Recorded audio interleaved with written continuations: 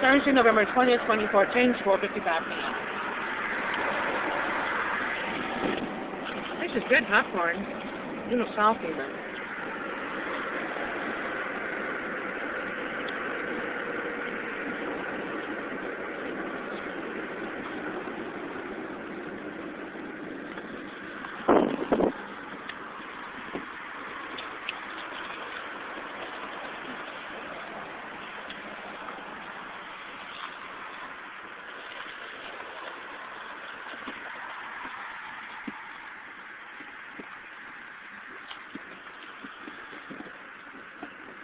Okay, LSU nationwide? No. LSU is indigenous to Louisiana. I find it nationwide because their football team is so popular.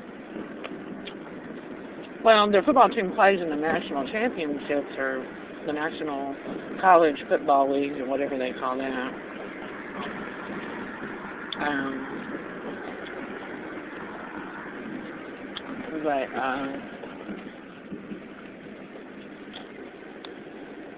Football teams, college football teams play each other across the nation like that. Well, if they're only indigenous to Louisiana, how the fuck are they spending money? You can get out and go in. I'm going to have a cigarette. I'll be in just a minute. You can have that stuff on. Oh, thanks.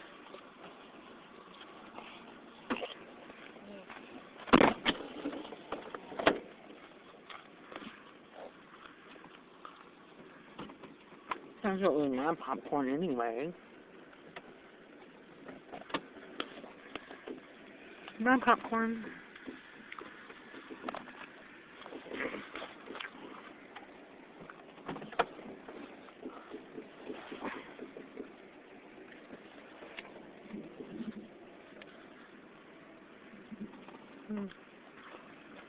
Jake's going into the library. I see him walking in the door now.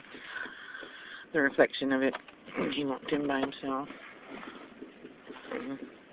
And he did not stop anywhere.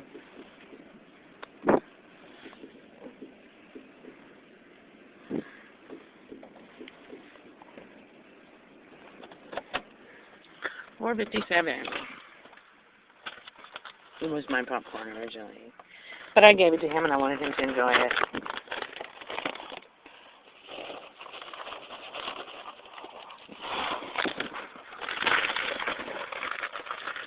Yeah, that teacher I talked to in Kroger's, she was once a certified teacher.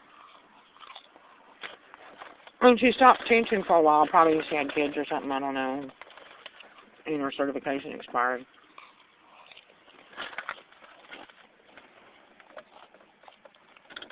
And then,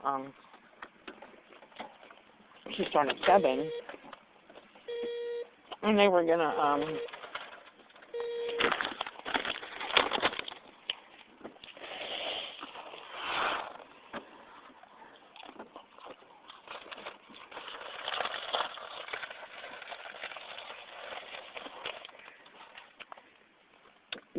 they were going to make her a teacher. It was long. That's why she works. I mean, they do a lot of times favor people that are certified or have been certified so they can just get their certification again. I think it's easier for them.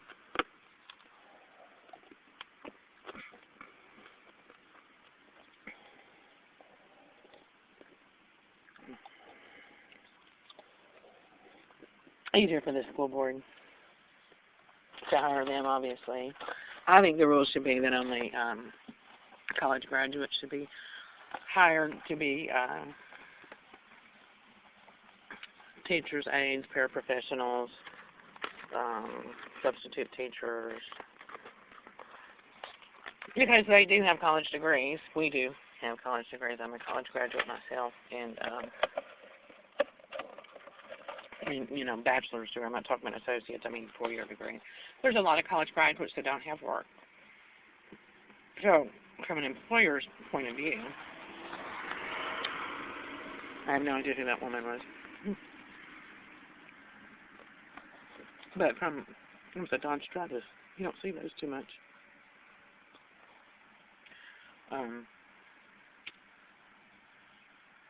You're still holding her phone up there when she drove off. People drive on the telephone all the time. Cops do it too. When we used to live on Kings Highway, we lived on the second floor on the driveway side. We never lived on the canal side, or the drainage ditch side, whatever you want to call it.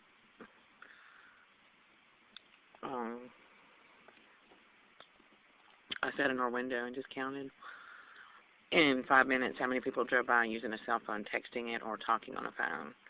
And it was just amazing, the numbers, how many cops doing it.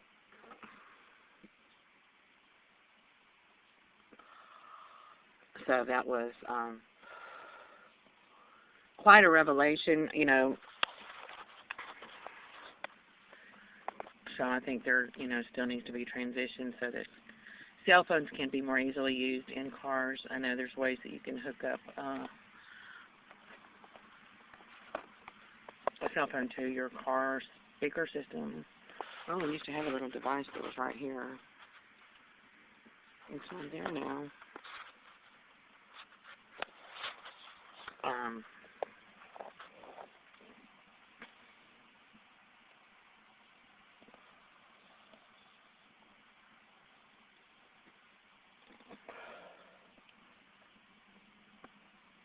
So, there needs to be a way where you can just get into your car and automatically stick your cell phone into a docking device or something and automatically connects so you don't have to fiddle too much with it, because people don't want to fiddle with stuff, and there's too many cars that still don't have that capability. Where, like, I drove home, a teacher gave me home a ride home one time when my Durango was broken down with the water pump the first time.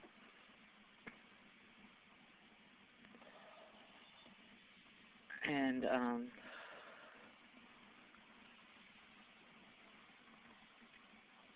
she had a brand new SUV, and she got in her car with her cell phone, and then she made a phone call to her husband, and all she had to do was push buttons, like in the dash, you know, and then immediately she was able to call her husband through the car, so the car stereo system. So I don't guess I know too much about it, you know. I know there's ways you can do it, but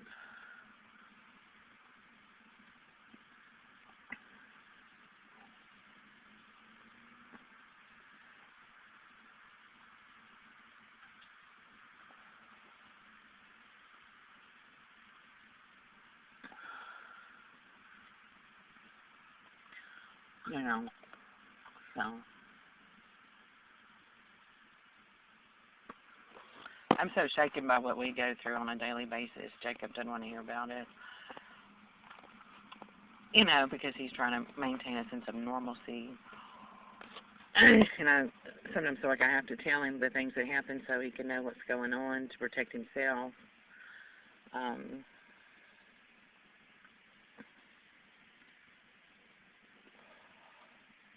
You know, in case something happens and I'm not there to protect him, or, you know, whatever. You know, he's always with me, but somebody broke into our house or something, you know, or somebody tried to play a game on him, talk to him with authority and tell me to do something or something, you know. I mean, the only person on our street that Jacob ever talks to besides me, the only person on our street that Jacob ever talks to besides me is Roland on very rare occasions. And usually Jacob doesn't talk to Roland. It's very rare that Jake and Roland even exchange words. And Jake doesn't want to talk to Roland. He doesn't have any interest in Roland. And Roland doesn't show any interest in Jacob either. You know, and if he was a pedophile, that would be a different story. Roland would be buying presents for Jake, would be talking to him in flattering ways, doing the things that pedophiles do. And Roland's just never done that, you know. I think maybe once or twice I've been to a store with Roland, like going grocery shopping or something when I was buying my groceries. Maybe once or twice, 3 or 4 times maybe we went into the store at the same time. But even then, I think once there was a lady that walked by with a baby, and her cart was right past. She was walking right past us, and Roland stopped and said, "Oh, what a cute baby," you know. That's the only time I've even seen him pay attention to a child. But he did invite those 2 teenage or preteens into our apartment. They were from across the street, and I didn't know that they were in the apartment until I happened to walk out of Jacob's bedroom door, and I kicked him out as soon as I saw him. Because I don't want the responsibility. Here goes the drone again.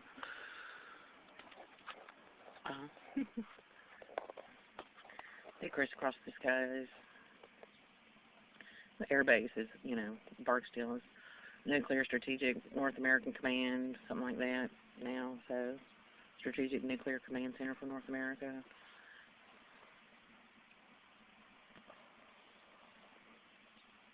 So, I guess that's probably a lot of it too.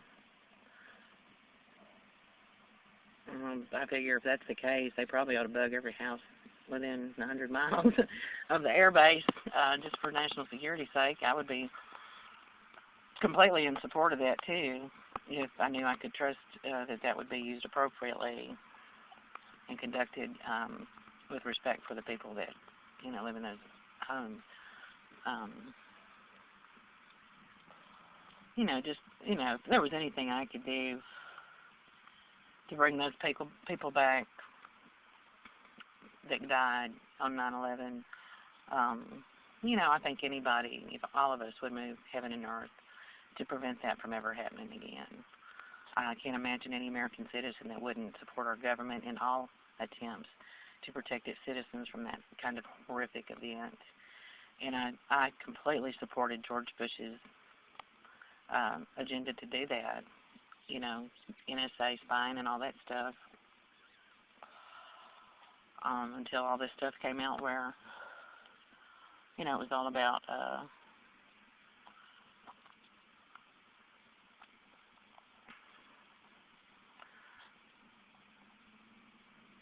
people being spied on in their houses, that, you know, was not being done with judicial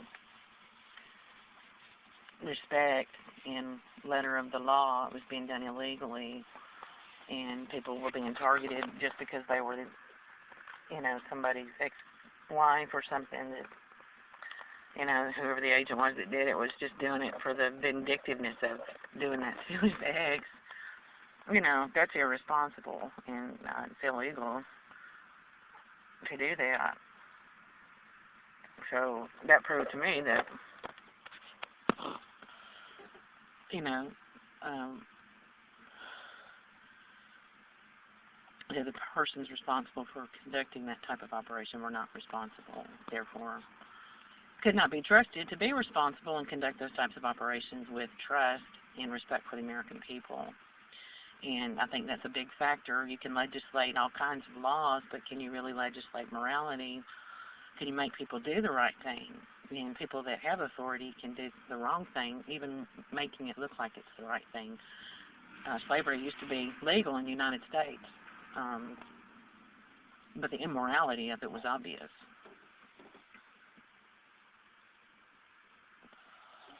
So I would say, based on that fact alone, that you know, you would have thought that the people in the South would have objected to it, but the motive was greed, and that's why slavery prevailed. You can look at a black person and tell that they're a human being. Even if they're from another country, they might not act like us. They might not have been civilized in the way that we were civilized, but they had their own societies and civilizations and, you know, little communities of people that lived in Africa. So I don't believe that Americans really thought that black people were not human. or we're animals, you know.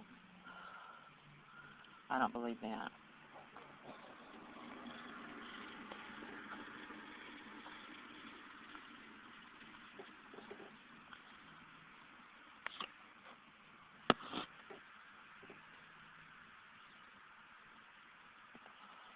And it was wrong, and it was the worst kind of atrocity that could be committed, you know. And I'm sorry that that happened to black people that came here and were stolen from their country.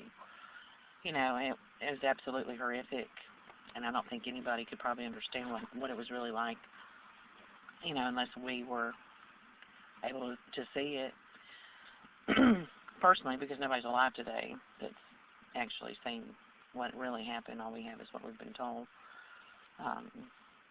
And I think that black people are entitled to be compensated for that by our government, the original families that were enslaved. And they're all dead now. So, you know, how can you compensate them, because nobody's alive today that was ever a slave?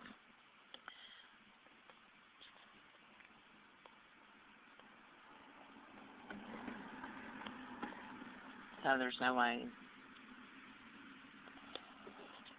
really to do anything about it except to try to make sure it never happens again. You know, and if there were real damages, you know, if there was a way to prove who the countries were, I think, and I mean, we know who those countries were, but, you know, the particulars and all that kind of stuff. And what are you going to do, send checks to every black person in the United States? I would bankrupt the United States.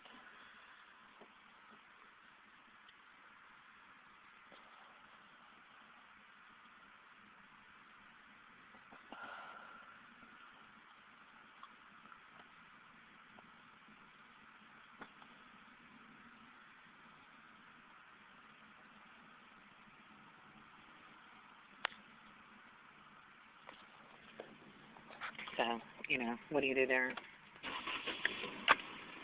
Really?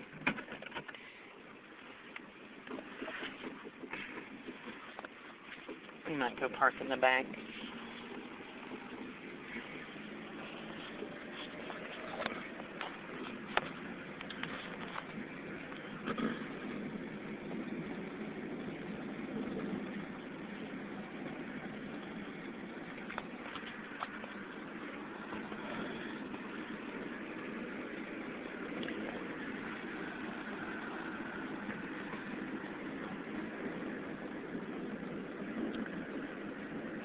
Well, this is our country, you know, for better or for worse.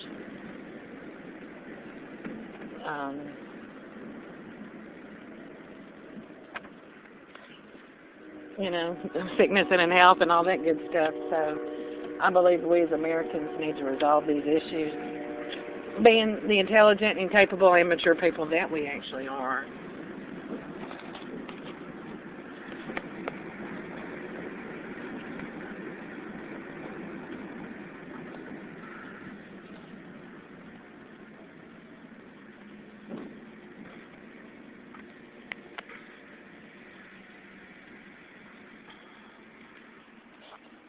I guess that means just getting his exercise.